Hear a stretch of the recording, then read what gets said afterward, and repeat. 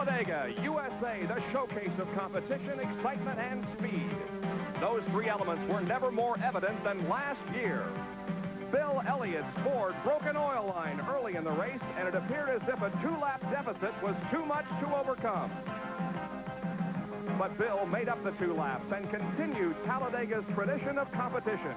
4 of the 5 most competitive races in NASCAR history have occurred here. Bill hasn't won yet in '86, but his full speed today is more than 3 miles an hour faster than any National Motor Speedway, where the fastest field in the history of NASCAR stock car racing has assembled for today's Winston 500. Good afternoon, everybody. I'm Bob Jenkins. If you were thinking about doing anything else this afternoon, forget it. What you will witness here in the next 3 hours certainly will be a spectacle of speed. Several developments have occurred here this weekend, most of them related to speed. First of all, for more on that story, let's go to one of 2 pit reporters for today's Winston 500. Here is the editor of Stock Car Racing magazine, Dick Berggren.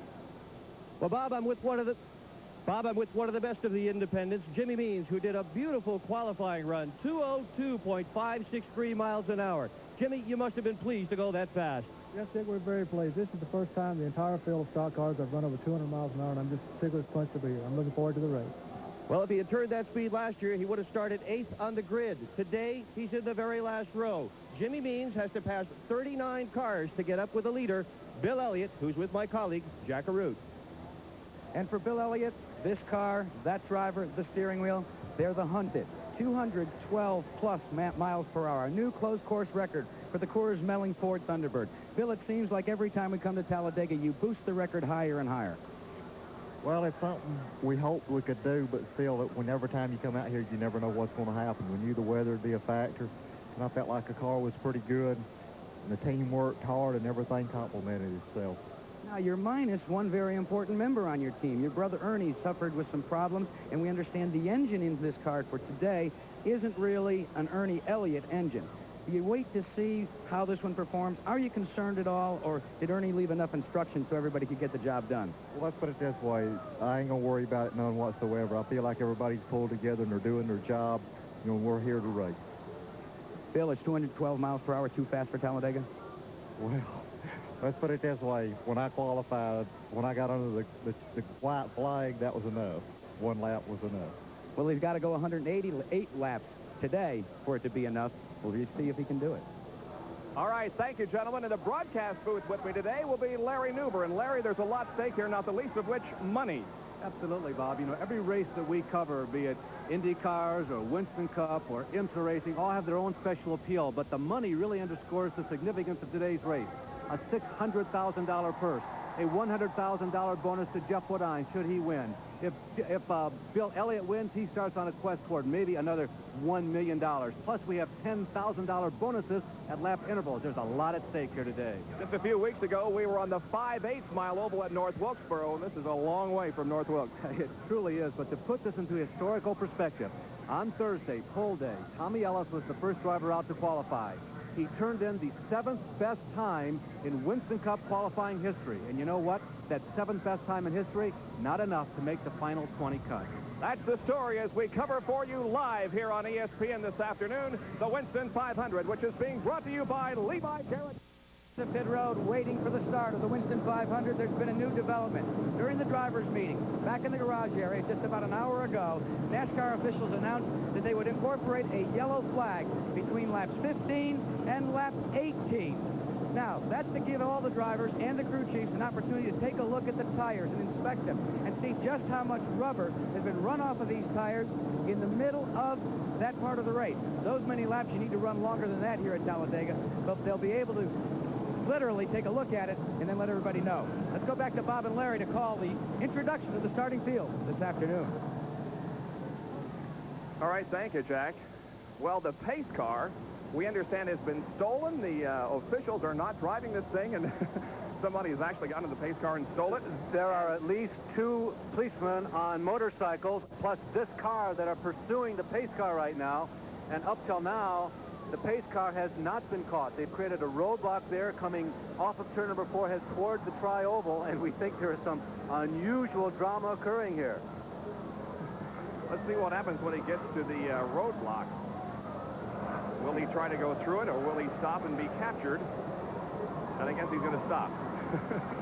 Well, this is certainly a... Well, I've heard the story of that man who makes a living by going around crashing parties, but this is certainly a first. And you can see the crowd standing and applauding the officials who finally have captured this thief. It has been a bizarre day. We underwent a period of about 10 minutes where the track was without power. At least many of the significant points, including the press box, our broadcast facilities, as well as the public address, had no power.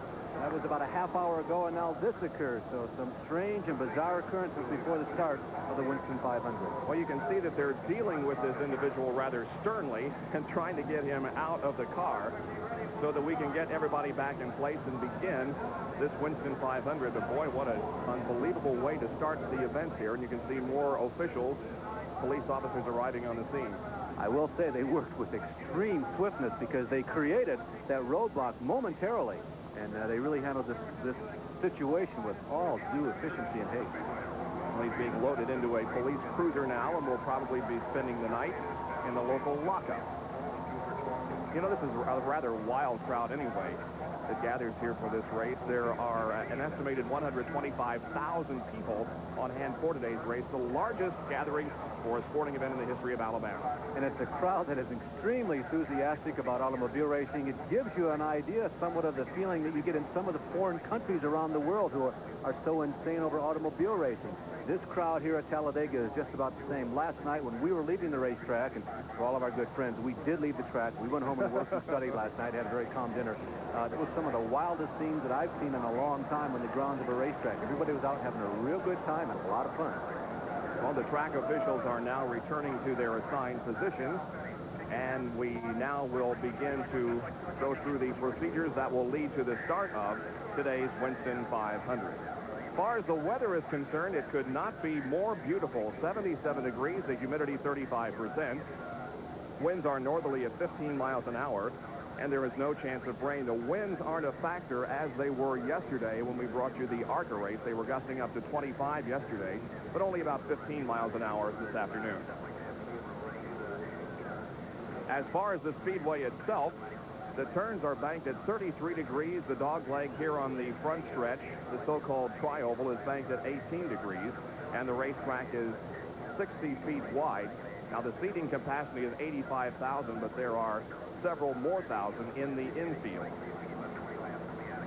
And the track itself, of course, was built in 1969. The pole sitter for today's race is Bill Elliott from Dawsonville, Georgia, in the Coors Melling Ford. He qualified at 212.229 outside of row number 1. Bobby Allison in the Miller American Buick, car number 22. In the second row will be Jeff Bodine in the Levi Garrett Chevrolet, car number 5. He qualified at 208.169 outside of row number 2. From Sardis, South Carolina, Cale Yarborough in the number 28 Hardy Ford.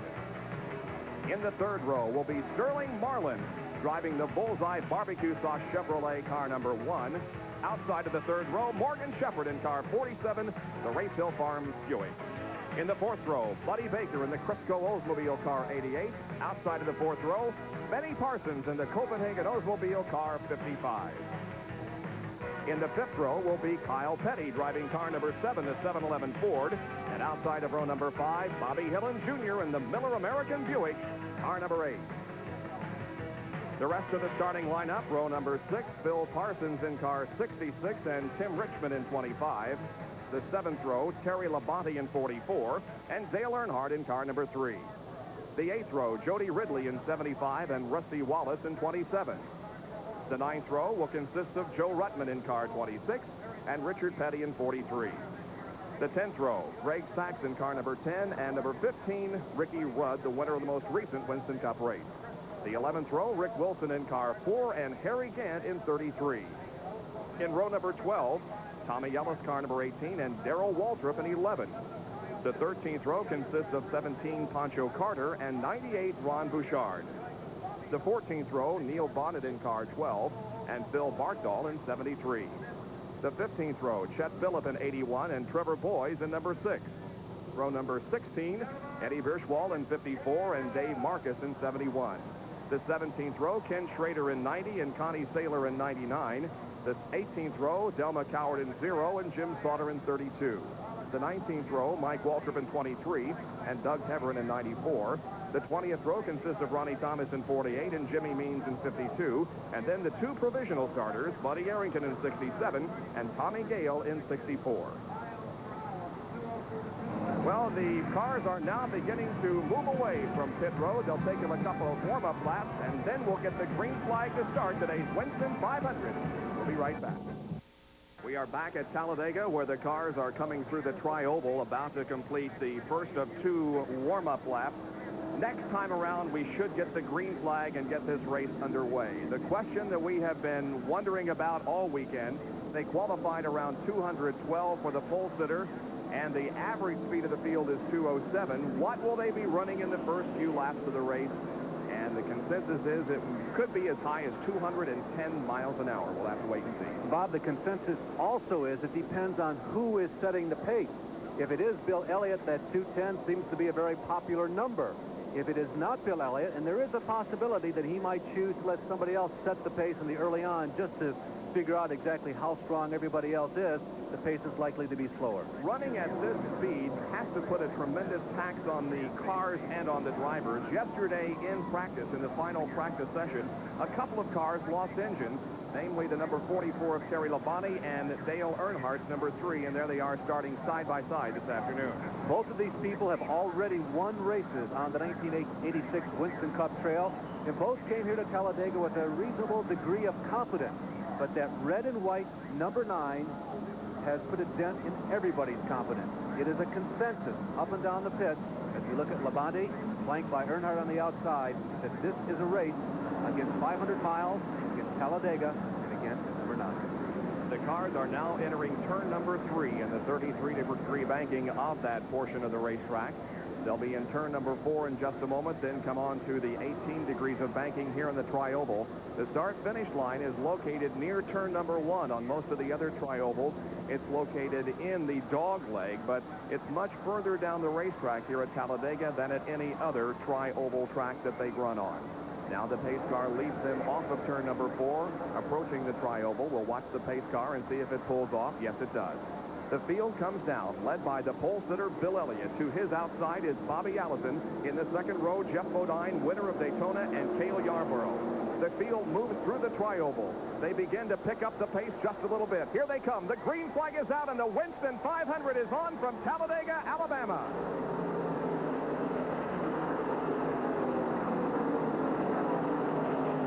They go into turn number 1, and they remain side by side, at least on the front row. Now Bill Elliott edges ahead just a little bit of Bobby Allison as they race through the second corner and onto the flat back stretch that's about 3,000 feet in length. Bill Elliott has the lead. Here they come. That's Jeff Bodine down on the inside of Cale Yarborough. Allison is tucked in right behind Bill Elliott.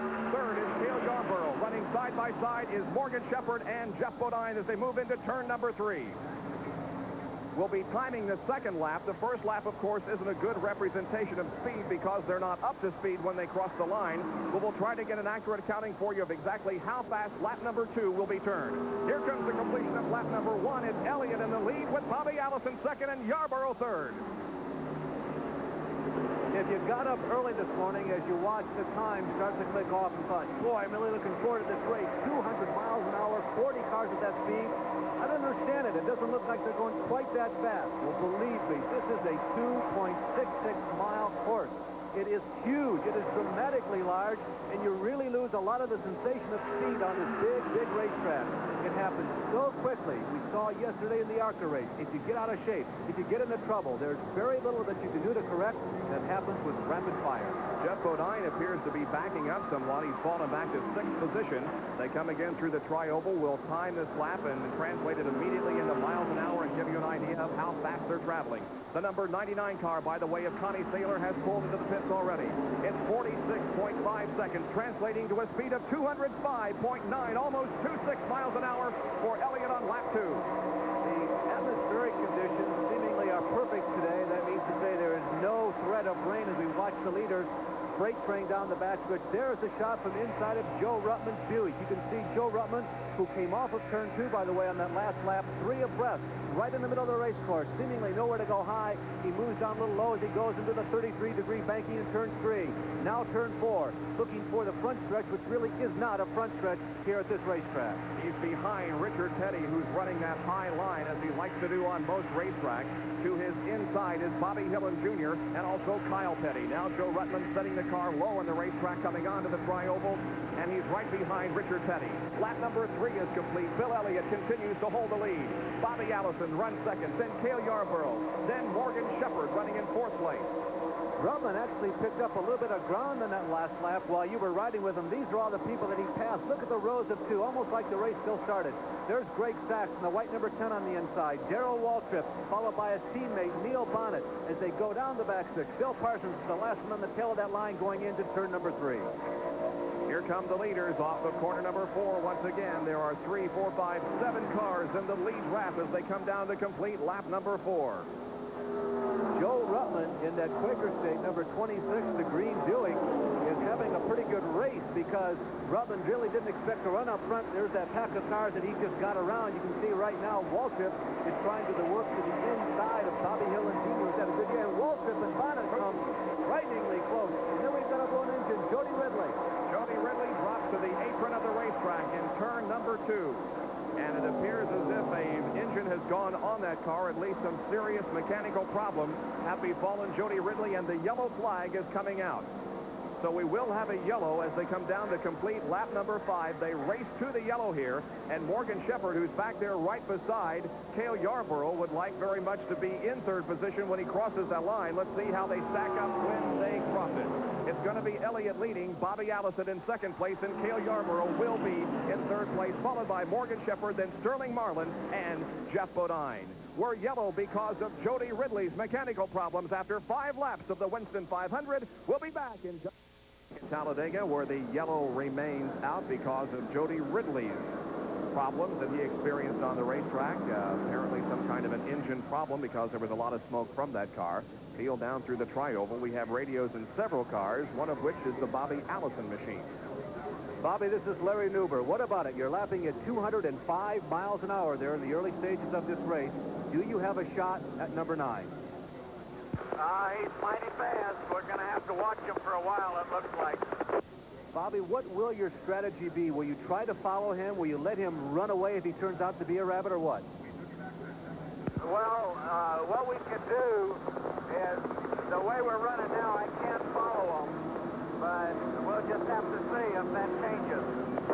Now, Bobby, what about the pre-race meeting, and we were going to have the yellow flag for tires? Has everybody looked at their tires and say, we feel comfortable, that yellow flag situation is now off, just having taken care of it? I don't know what the situation is now. We'll do whatever NASCAR tells us to.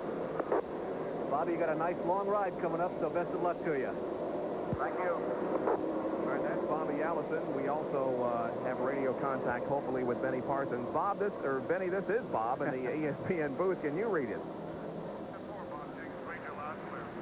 All right, Benny. Well, we're under yellow here, but you've been able to run about 5 laps under green at what we calculated about 206 miles an hour. How are things working for you? So far, so good. I just hope they go this well all day. All right, now, is the pace about what you thought it would be at this stage, or are you perhaps a little slower than you thought Elliott would run in the early stages? No, I figured 205 to 207 would be about the pace. All right, Benny, we'll keep an eye on you. Good luck.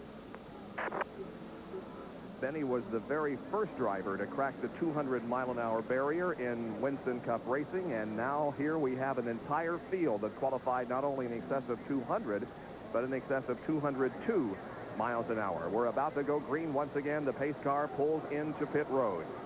The procession, being led by Bill Elliott, again comes down through the tri-oval, and Harold Kinder, the official NASCAR starter, has the green flag. He waves it, and here we go once again on lap number 8.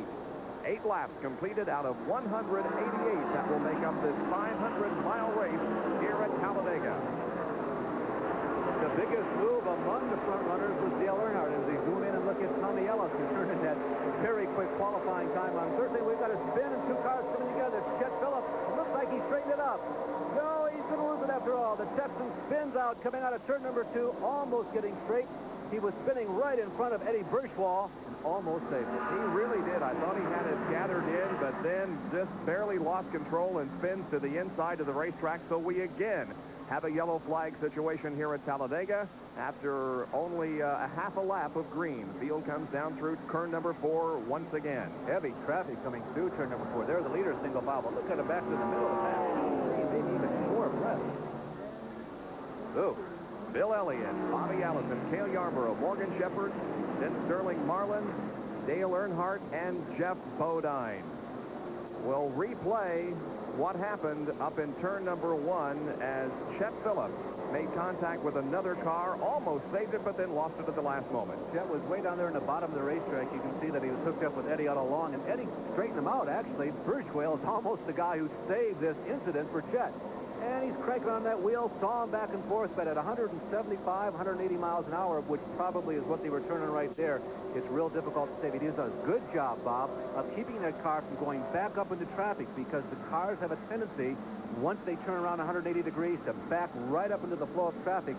Young Chet did a good job. So Chet Phillips' machine is at the bottom of the racetrack. The tow truck is behind it. The pace car is coming out onto the racetrack as the field comes through the tri-oval. Some Winston 500 trivia. 2 drivers have won the Winston 500 3 times. Who are they? We'll have the answer for you when we return from this commercial as we present live on ESPN the Winston 500. The answer to our Winston 500 trivia question: 2 drivers who have won the Winston 500 3 times. Who are they?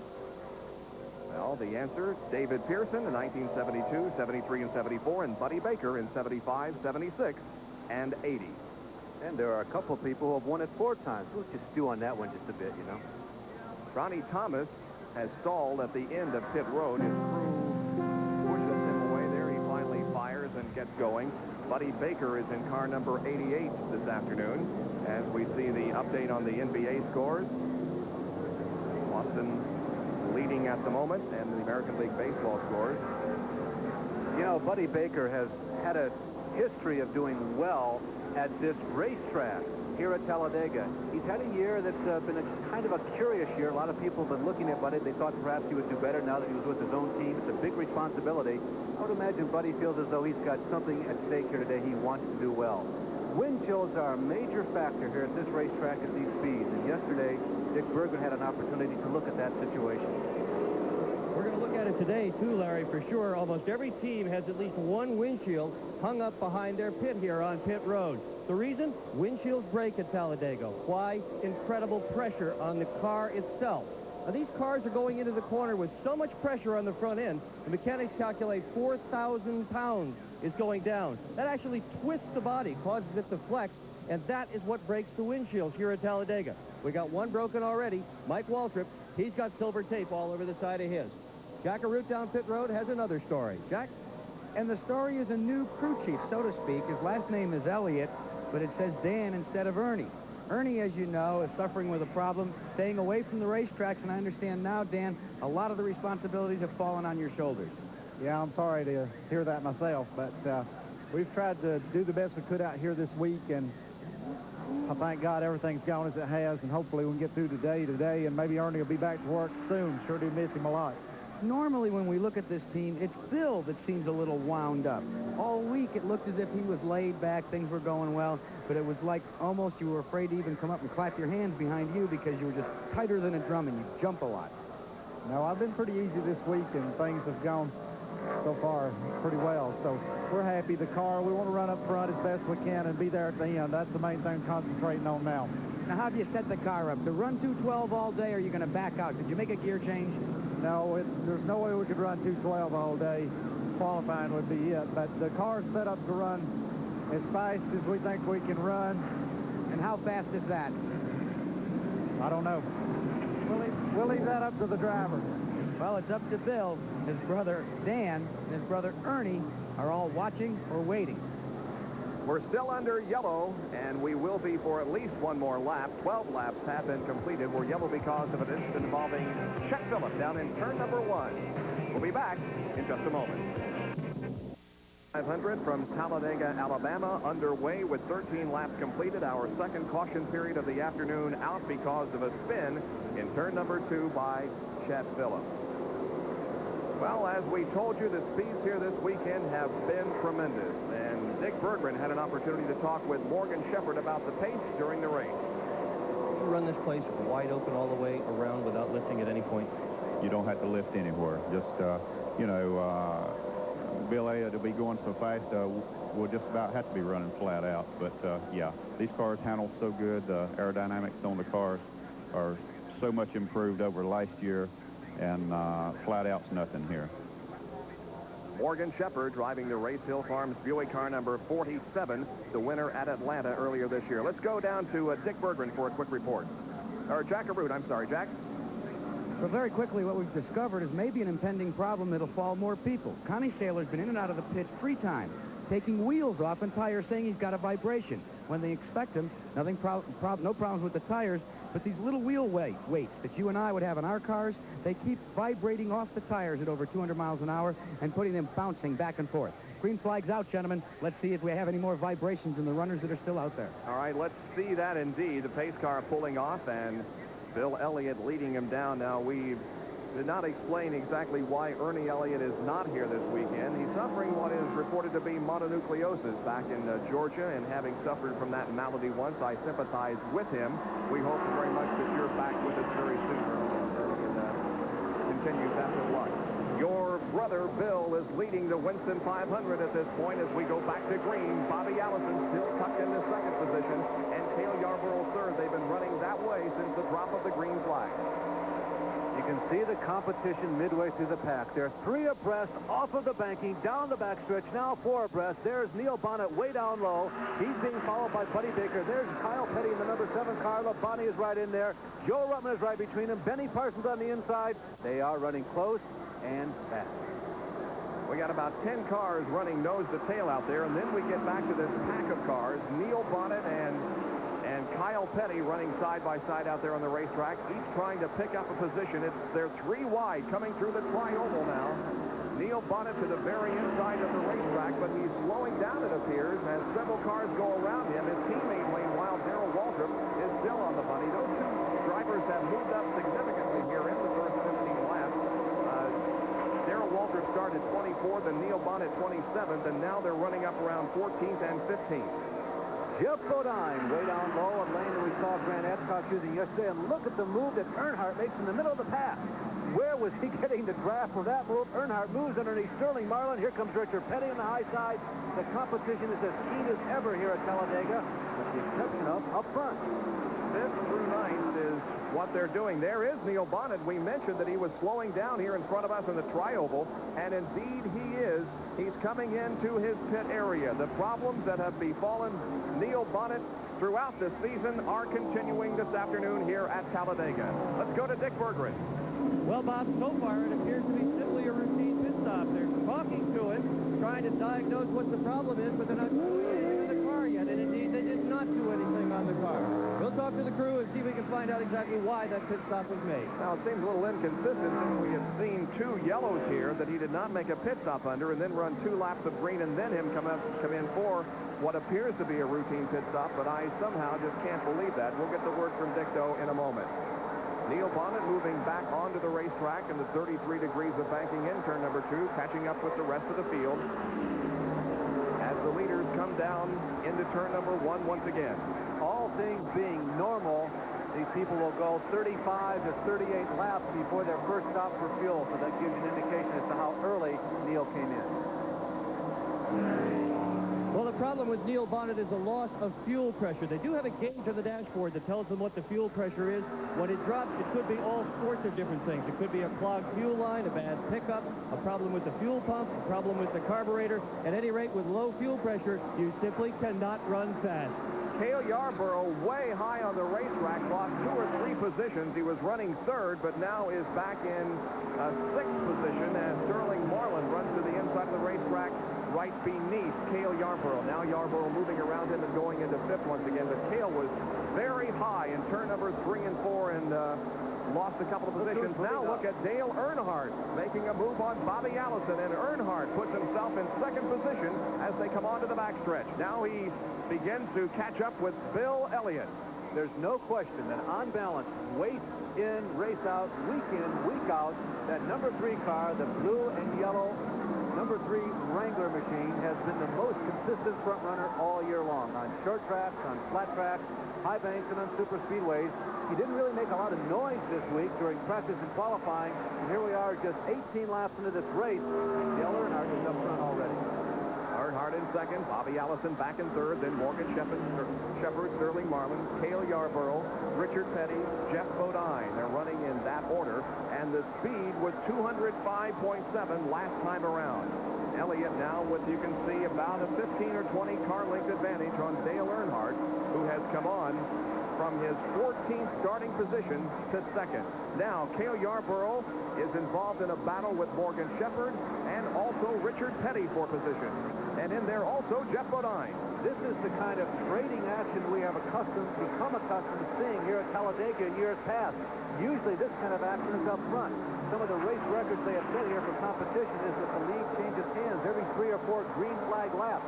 Not the case today. Putting it into historical perspective, Elliott looks mighty strong. Petty and Jeff Bodine running side by side out there. And Morgan Shepherd and Kyle Petty running side by side. Now Petty making a move to the inside of Jeff Bodine, making it a 3-wide race. Coming off of the second turn and down the backstretch. Kyle Petty now moves alongside his father in the backstretch. 3 abreast racing at over 205 miles an hour. There were a lot of questions about how would the draft affect the cars at these 205-mile-an-hour plus speeds. In practice, it seemed like everybody needed more room, but here in the race, everything looks just as competitive as ever, except it's about 10 or 15 miles an hour faster than in years past.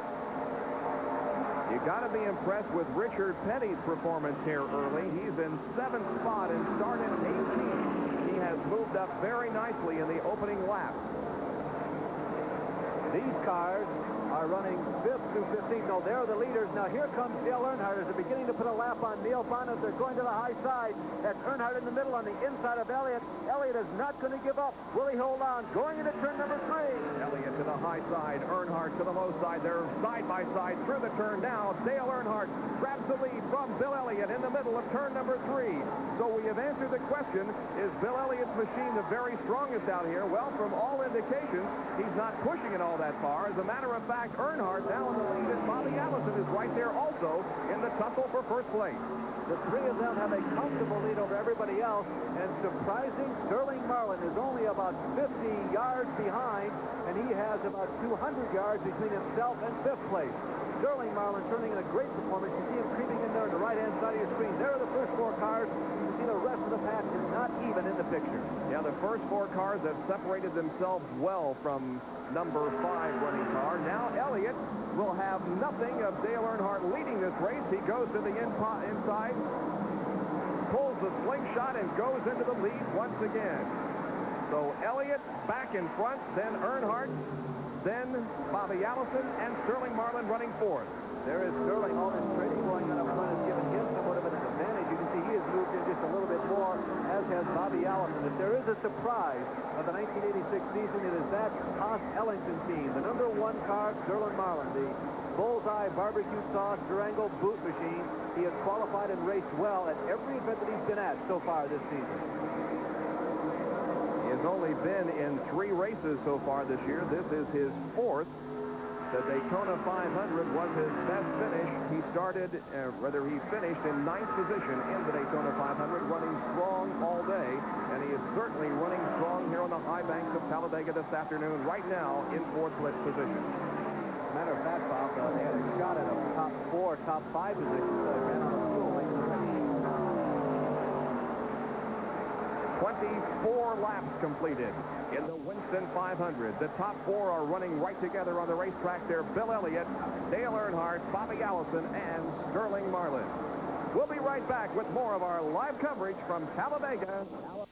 Yellow flag has been displayed once again because of debris on the backstretch.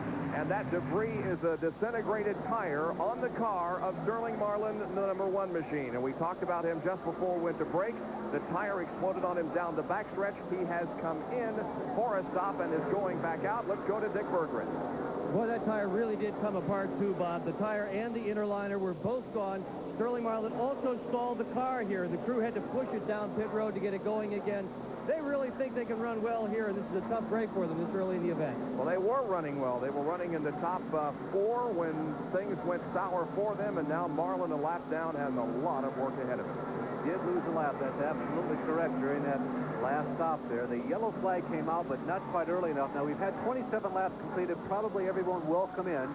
It's a little earlier than normal, but when you've gone this far into the race, you've got to take the chance. You figure all the leaders will come in, so you'll follow them in. Dale Earnhardt and Bill Elliott come in for a stop. So does Bobby Allison and most of the other top runners, including Cale Yarborough, Joe Ruttman, Jeff Bodine. And here is the split screen with Dale Earnhardt on the top and Bill Elliott on the bottom. We'll see whose crew completes the work first and who can get his driver back out on the racetrack fastest. Dale Earnhardt's crew has already changed the tires on the right side of the car. They're moving to the left side and now making the switch. The fuel is being put in the #3 Wrangler Chevy. Meanwhile, Bill Elliott's crew is working on the left side of the car now, and Elliott's crew has the work done. Rather, Earnhardt's crew has the work done. He goes back out onto the racetrack, and now here comes Bill Elliott. So a little bit faster stop for Dale Earnhardt, but it really doesn't make any difference because we are under yellow. Very consistent, Bob, with the last automobile race that we televised, the Winston Cup cars here on ESPN, when Kirk Shelmerdine and crew got Dale in and out quicker all day long. Closer look at what you might call a disintegrated tire, right, Dick? Boy, it sure is, Bob. The tire's gone, the inner liner is gone. They really weren't expecting tire problems of this magnitude. They were having little tiny problems with little tiny chunks coming out, but they didn't expect to see them explode like this. Hopefully, this is a one-of-a-kind, and we won't see any more of these during the day. This has got to be a thrill at 200 miles an hour when they let go like that. Boy, I would think you would have your hands full when something like that happens. Here is a replay of the tire going on Sterling Marlin. Yeah, he felt it going first. Obviously, it had already gone flat. That was probably the inner liner that let go right there. The outer tire already has gone, but that inner liner might have saved Sterling. A lot more pit activity is going on, but the leaders are on the track, having already pitted. Dale Earnhardt will be the leader. I believe that Bobby Allison is going to fall into second position. His crew did a nice job getting him out quickly. Third is going to be Cale Yarborough. Fourth, Bill Elliott. Fifth, Jeff Bodine. Then sixth, Richard Petty. Seventh, Rusty Wallace. Eighth, Darrell Waltrip. And ninth would be Kyle Petty, who has done very well here in this race so far. He has looked strong. Well, a week from today, we'll be at Atlanta International Raceway for the Winston. It'll be on live next Sunday afternoon at 3 o'clock Eastern Time. That, of course, the race for the 9 winners of Winston Cup competition last year, plus another starter. And then right after the Winston, we'll have the Invitational. And that's, of course, the race whose field was determined by voting from the race fans. Join us next Sunday live at 3 o'clock Eastern Time for the Winston and the Atlanta Invitational. 29 laps have been completed. We are under a yellow flag situation at Talladega, and we'll be back right after these messages. Bill Elliott and the others are back out on the racetrack after having made pit stops, but we are still under caution. Now, Bill Elliott has not won a race so far in 1986. At North Wilkesboro a few weeks ago, Larry had a chance to talk with him. Let me take a chance and maybe make a mistake getting inside your head, but what I want to say is that I've heard the word frustration. I don't believe that. I don't think your team is frustrated. How can you be after last year? Not really. You know, I think we're just a little bit tired because of what was put on us last year, going through everything we went through last year, as hard as we worked last year. I think we're just a little bit what you'd call burned out. Well, I think there was a feeling that the team has kind of resurrected itself for this weekend. They worked very hard to win the pole position for this race. They have done it, and now they're running very well in the race, although Bill, at the moment, make that 4th position. Dale Earnhardt passes Phil Bartol, who did lead under yellow because he didn't pit, but now Earnhardt and Bobby Allison go at it nose to tail on the backstretch. Tommy Ellis running there in 3rd place. Tommy is 1 lap down, 2 leaders up front, and one other comment about that Elliott situation. This is the very important day for them. One race never makes a season, unless you win $1 million. One race doesn't make a season, but this is a critical one for Bill. It's been a tough season. He needs to do well here today. Cale Yarborough is in third place, although he is fourth in line there, and Bill Elliott is in fourth place. Now Bobby Allison moving to the inside of Dale Earnhardt in the tri-oval, and Bobby Allison wants the lead, and he gets it. He crosses the stripe just about a half a car length ahead of Dale Earnhardt, but now he moves solidly in that position as the car is set for turn 2. I don't think there's any question that 1986 is the resurrection of Bobby Allison. He's done this at least 2 other times in his career. It seems like, well, maybe Allison finally got burnt out, but he never does. He remains one of the most active race drivers in all of America, and he's showing everybody in 1986 that no matter what the circumstances are, he still has the ability to run up front. Well, if our records are correct, that is the 7th lead change among 5 drivers so far, just in the 32 laps that we've completed so far. Continuing the tradition here at Talladega of competition, the record for lead changes, 75 lead changes in 188 laps. That was set right here at this racetrack in 1984. And Dale Earnhardt looks like he would like to move into the lead once again, but for the moment stays about 1 car length behind the leader, Bobby Allison. As we watch Allison and Earnhardt, let's put this a little bit into the thought processes and try to figure out exactly what's going on in everybody's head. There are a lot of unknowns this year because of the increased speeds here. There's Elliott going to the inside of Yarborough, looking towards the lead again. We've seen the tire situation crop up.